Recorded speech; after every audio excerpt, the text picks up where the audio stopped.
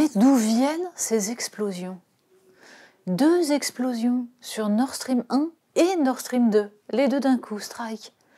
Et alors, ce qui est très drôle, c'est qu'évidemment, personne ne sait rien. Mais tout le monde se perd en conjectures, ou plutôt affiche quelques certitudes. Par exemple, en France, les commentaires les plus classiques ont surgi, bon, sans aucune surprise, hein. C'est les Russes, évidemment. Ben oui, évidemment. Sauf que, peut-être, c'est tout à fait possible hein, que Vladimir Poutine ait décidé de rendre absolument définitive la rupture des contrats avec l'Europe pour leur signifier qu'il n'a décidément pas besoin de l'argent européen.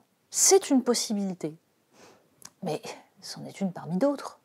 Parce que si on réfléchit à la question classique, à qui profite le crime, si on se pose la question même de qui avait intérêt à mettre fin à la circulation du gaz sur ces 2 gazoducs, on s'aperçoit qu'en fait, il y a beaucoup de monde qui pouvait détester ces gazoducs.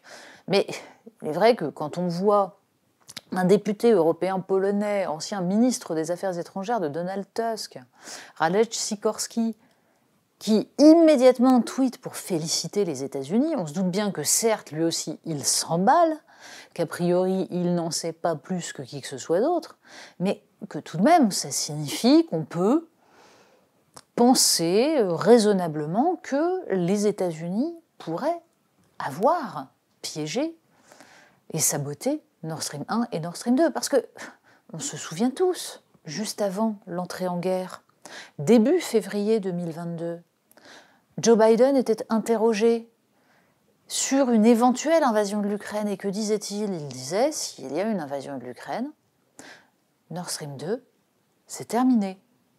Alors on lui disait, mais quand même, c'est en territoire, c'est sous le contrôle des Allemands. C'est pas grave, vous verrez, on saura faire. Alors de fait, Nord Stream 2 était déjà arrêté. Les Américains avaient déjà obtenu ce qu'ils réclamaient depuis des années, parce qu'en fait, la guerre des États-Unis contre Nord Stream 2 date du début du projet. Ils ont réussi donc à mettre fin aux exportations de gaz de la Russie et à remplacer les importations européennes par des importations de gaz naturel liquéfié. Alors pourquoi en rajouter en sabotant Nord Stream 1 et Nord Stream 2? Là aussi, pour rendre les choses définitives. Bref, comme souvent, depuis le début de cette guerre, on en est réduit à mettre en avant des hypothèses, à se demander quels sont les pays qui ont les moyens opérationnels de faire ça. Russie, États-Unis, bon, Suède peut-être, France même, sait-on jamais. Mais peu importe, ça ne nous donne pas la clé.